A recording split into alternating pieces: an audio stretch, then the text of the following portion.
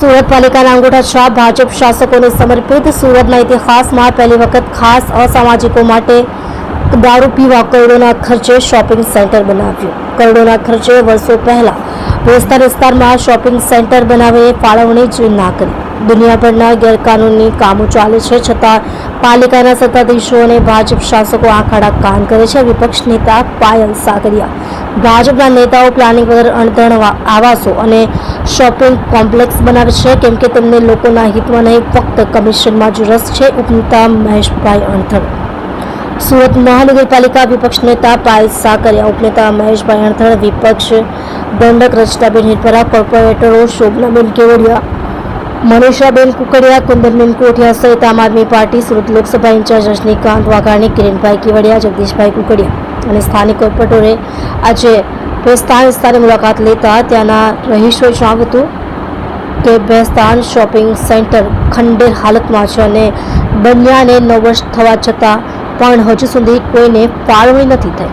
આ મામલે વિપક્ષ નેતા પાયલ સાગરિયા સહિતની ટીમે ભેસ્તાન શોપિંગ સેન્ટરની મુલાકાત લીધી તો ત્યાંનો નજારો જોઈ સૌ કોઈ ચોંકી ઉઠ્યા. ઠેર ઠેર દારૂની બાટલીઓ, દેશી પોટલીઓ તેમજ પુષ્કળ પ્રમાણમાં ગંદકીનું સામ્રાજ્ય જોવા મળ્યું હતું. આ મુદ્દે વિપક્ષ નેતા પાયલ સાગરિયાએ જણાવ્યું હતું કે ભેસ્તાન શોપિંગ સેન્ટર બનાવવું એટલે લોકોના લોહી પરસેવાના પાણી કરવા સમાન છે.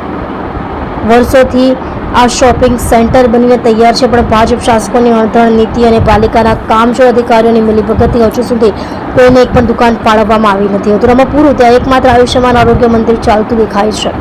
જ્યાં રોજના કેટલાય આરોગ્ય અધિકારીઓ અને કર્મચારીઓ આવતા હશે, તેઓ જાણે આખી વાતમાં સામેલ હોય તેમાં આંખ કાન કરતા જોવા મળે છે. ભાજપ શાસકોએ જાણે અસામાજિકો માટે ગેરકાયદે પ્રવૃત્તિઓ કરવા માટે જ ખાસ શોપિંગ સેન્ટર બનાવ્યું હોય તેવું લાગી રહ્યું છે.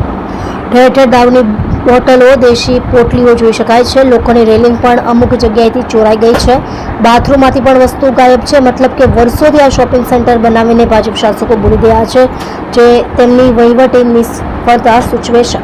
પાયલ સાગરિયાએ વધુમાં જણાવ્યું હતું કે લોકો લોહી પસીનો એક કરીને પાલિકાને ટેક્સ ચૂકવે છે અને અણધણ ભાજપ શાસકોના રાજમાં તેમની મહેનતની કમાણીનું પાણી થઈ જાય છે. પારાવાર ગંદકી પણ પાલિકાના અધિકારીઓને દેખાતી નથી. સામાન્ય માણસના ઘરે જો થોડી ગંદકી હોય તો 500 થી 1000ની રસીદો ફાડીને બહાદુરી બતાવતું આરોગ્ય ખાતું આ મામલે કેમ પગલાં લેતા નથી, તે પણ શંકાનો વિષય છે.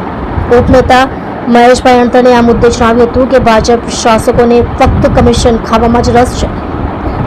લાખો કરોડોના કામો મંજૂર કરીને ક્યાંથી કમિશન મળે અને કમલમની તિજોરી ભરાય એમાં જ એમને રસ છે. સામાન્ય લોકોના હિત વિશે ભાજપ શાસકોએ આજ દિન સુધી વિચાર્યું નથી. પ્રજાના પૈસે આવા કેટલાય કરોડો રૂપિયાના પ્રોજેક્ટો બનાવીને તેને ન ધણિયાત હાલતમાં છોડીને પ્રજાના પૈસાનો વ્યય કરે છે.